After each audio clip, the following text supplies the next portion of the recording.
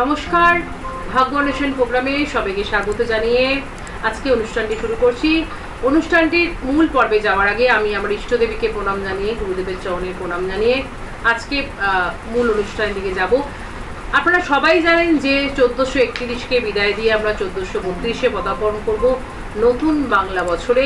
আর এই নতুন বাংলা বছরে কন্যা রাশির জাতক জাতিকাদের কি হতে চলেছে, কেমন থাকবে তাদের জীবন, কেমন থাকবে তাদের শরীর স্বাস্থ্য, কেমন থাকবে কর্ম, ব্যবসা, শিক্ষা দীক্ষা ইত্যাদি ইত্যাদি, সেই নিয়ে আজকে ছোট্ট ছোট্ট পয়েন্ট করে বলবো। তার আগে আমরা সবাই জানি যে 1432 যদি আমরা শঙ্কদত্ত বিচার অনুযায়ী ধরি তাহলে কিন্তু রবির সাল। কাজে রবি মানেই আমাদের একটা আলাদা ব্যাপার, রবি মানেই একটা নিজেদের আলাদা কি বলবো, একটা ভীষণ একটা, আর রবি মানেই আমাদের মধ্যে একটা তেজ আলাদা, একটা বোধহয় আমাদের মান সম্মান যশ খ্যাতি এগুলো কে এনে দেয়, রবি এনে দেয়। কাজেই দেখা যাক কন্যা রাশির জন্য কি কি ওয়েট করছে। প্রথমেই যেটা আসবো সেটা হচ্ছে শরীর স্বাস্থ্য। শরীর যদি আমাদের ফিট থাকে না, আমরা সব কিছু কাজকর্ম এবং সব দিকেই আমরা বোধহয় ম্যানেজ করে উঠতে পারি। কাজে শরীরের দিকে কিন্তু বিশেষভাবে নজর দিতে হবে কিন্তু কন্যা রাশির জাতক জাতিকারা রয়েছে।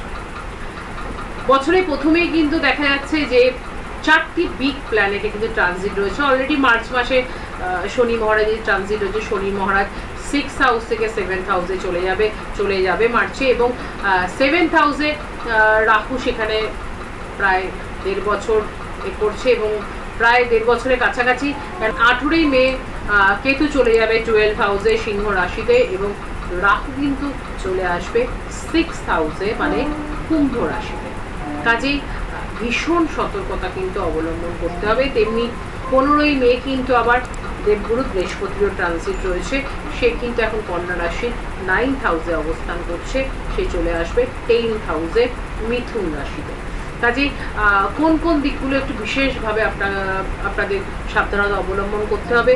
দেখুন, ছোটোখাটো বড়সড় যে কোনো রোগ ব্যাধির সম্ভাবনা কিন্তু থাকছে।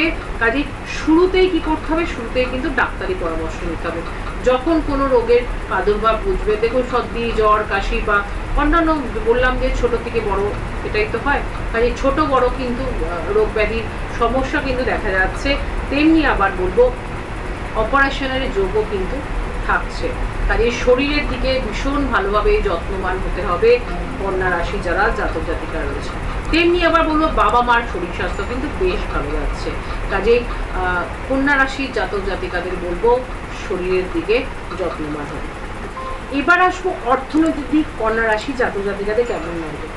দেখুন, বিগত বেশ কয়েক বছর যাবৎ কিন্তু কন্যা রাশির জাতক জাতিকাদের কিন্তু অর্থনৈতিক জায়গাটা বেশ একটা ডামাডোলের মধ্যে দিয়ে কাটছিল, কিন্তু 1432-এ দাঁড়িয়ে সেই অর্থনৈতিক সমস্যাগুলো থেকে কিন্তু মুক্তি পেতে চলেছেন। কাজে অর্থের ফ্লো কিন্তু ভালো থাকবে। তেমনি আপনি যদি মনে করে থাকেন এবছর কোনো ভালো কিছুতে ইনভেস্টমেন্ট করবেন, সেটাও ভালো হবে।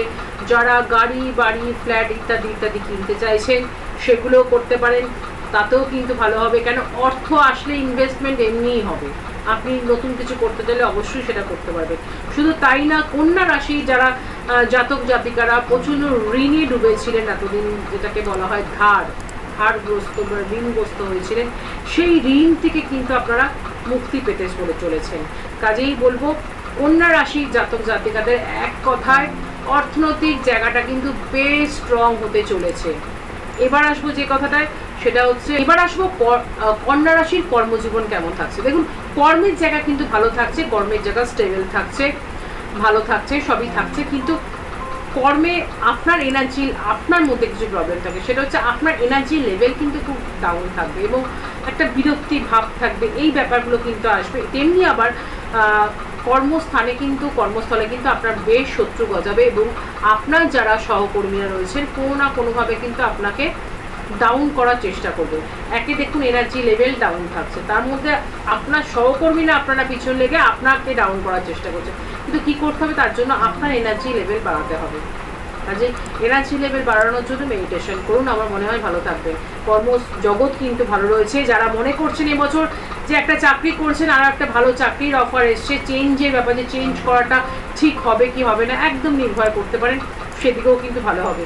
বারবার বলছি, কর্ম কিন্তু ভালো থাকছে, পদ উন্নতির যোগও কিন্তু থাকছে, কিন্তু আপনার এনার্জি লেভেল ডাউন থাকার জন্য কিন্তু কিছু সমস্যার সম্মুখীন হতে হয়। এদিকে আবার কর্মস্থলে কিন্তু শত্রুও থাকছে, সেদিকেও কিন্তু আপনাকে চোখ কান খোলা রেখে চলতে হবে। কাজেই এনার্জি লেভেল সবার আগে আপনাকে বাড়াতে হবে। কাজে এনার্জি লেভেল যখন আপনার বেড়ে যাবে না, তখন আপনি মনে এমনিই রাখতে পারবেন যে কে আপনাকে, আপনার প্রতিদ্বন্দ্বিতা কে করছে, তখন এমনিই আপনি সব করতে পারবেন। আর এনার্জি লেভেল যদি আপনার ডাউন থাকে, আপনি কে কি করছে আপনার কিন্তু অত মাথায় তখন থাকবে না। কাজে সর্ব আগে আপনাকে নিজেকে ঠিক হতে হবে। এনার্জি লেভেল 1 দিন 2 দিন 3 দিন ঠিক আছে, তারপর তো উঠে দাঁড়াতেই হবে। কাজে এটা মাথায় রেখে চলতে হবে। যদি ভিডিওটি যারা দেখবেন কন্যা রাশির, অবশ্যই পুরো ভিডিওটা দেখবেন, তাহলে বুঝতে পারবেন আমি ভেঙে ভেঙে কিন্তু সুন্দরভাবে করে দিলাম।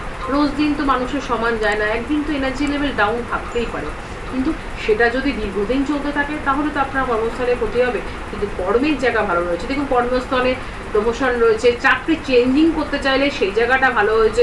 আপনি যদি মনে করেন যে আপনি বাইরে গিয়ে বা কোনো স্টেটের মধ্যেই কোনো জায়গায় চেঞ্জিং করতে চাইলে সেটা পারবেন, এবং চাকরি যেটা করছেন সেটা থেকে বেটার চাকরি কিন্তু মানে এটা ছেড়ে দিয়ে ওটাই সেটাও করতে পারেন, সেটাও ভালো হবে।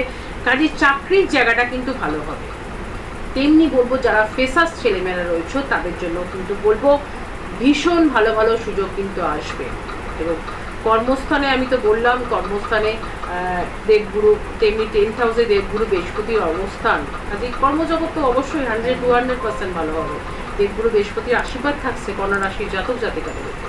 কাজেই যে যে জায়গাগুলো বললাম এই জায়গাগুলো একটু রিপেয়ারিং করে নিলে আমার মনে হয় স্মুথ হবে কর্মজীবন।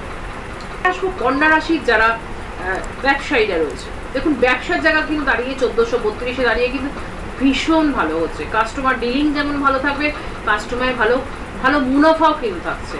কাজেই কাস্টমার ডিলিং ভালো থাকলে মুনাফা এমনিই ভালো হবে। কিন্তু আপনাকে একটি বিশেষ দিকে নজর দিতে হবে, সেটা হচ্ছে কথাবার্তার দিকে কিন্তু ভীষণ সংযত ভাব আপনার আনতে হবে। কাজেই আপনার কথাবার্তা ধরুন কিন্তু কাস্টমার কেটে যাওয়ার সম্ভাবনাও কিন্তু থাকছে। কাজে এই ব্যাপারে আপনাকে যথেষ্টভাবে সচেতন হতে হবে। কিন্তু ব্যবসা কিন্তু ভালো হচ্ছে। যারা মনে করছেন একটি ব্যবসা করছেন, একটু কাউন্টার আরেকটা বাড়াতে চাইছেন বা বিজনেসটাকে আরো বড় করতে চাইছেন, নির্ভয় করতে পারেন, ভীষণ ভালো হবে।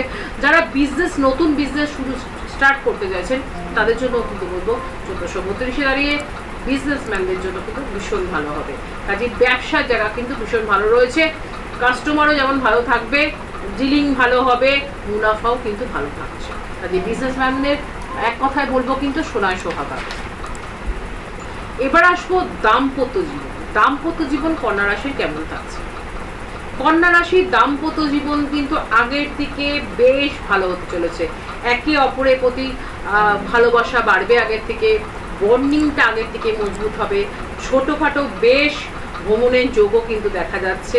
কাজেই যারা কন্যা রাশির দাম্পত্য জীবন লিড করছেন তারা কিন্তু ভীষণ ভালো কাটাবেন 1432-এ দাঁড়িয়ে।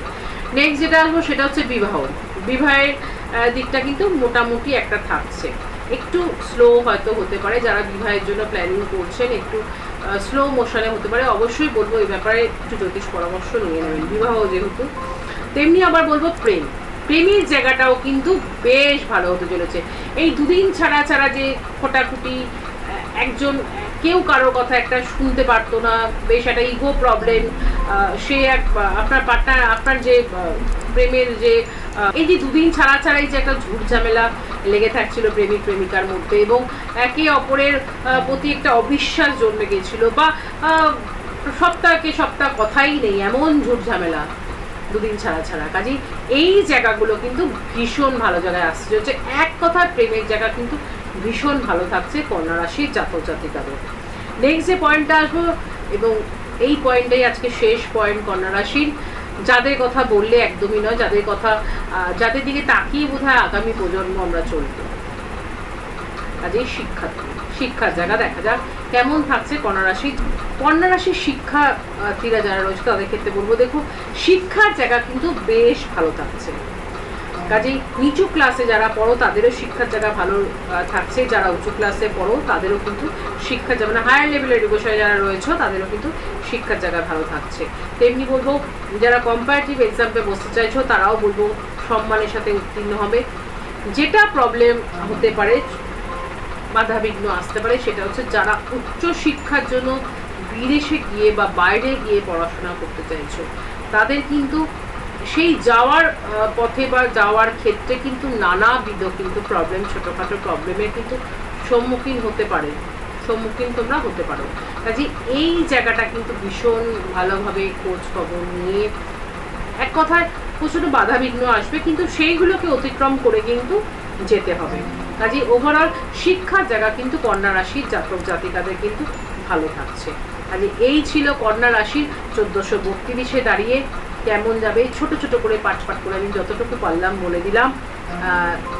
যাদের যা যা জিজ্ঞাসা রয়েছে, কোনো কিছু যদি জিজ্ঞাসা থাকে অবশ্যই নিচে নাম্বার যাচ্ছে, সেই নাম্বারে ফোন করতে পারেন সকাল 9টা থেকে রাত্রি 9টা পর্যন্ত। এবং যারা মনে করছেন অনলাইন প্রেডিকশন করবেন, নিশ্চয়ই করতে পারেন, অবশ্যই ফোন করে নেবেন। এবং এই নাম্বারেই হোয়াটসঅ্যাপ রয়েছে, হোয়াটসঅ্যাপেও জানাতে পারেন। এবং যারা চেম্বারে যোগাযোগ করতে চাইছে, নিচে চেম্বারের নাম যাচ্ছে, অবশ্যই আসার আগে বুকিং করে নেবেন। ছোট ছোট করে বলে গেলাম কন্যা রাশির কিরম যাবে। এবং আরেকটা যে কথা বলবো সেটা হচ্ছে, যদি ভিডিওটি ভালো লাগে অবশ্যই একটি লাইক করবেন। সবার আগে যদি ভিডিওটি আপনার কাছে পৌঁছে যায় তার জন্য চ্যানেলটিকে সাবস্ক্রাইব করে রাখবেন। ততক্ষণের জন্য সবাই ভালো থাকবেন, নতুন বছর ভালোভাবে কাটাবেন। নমস্কার।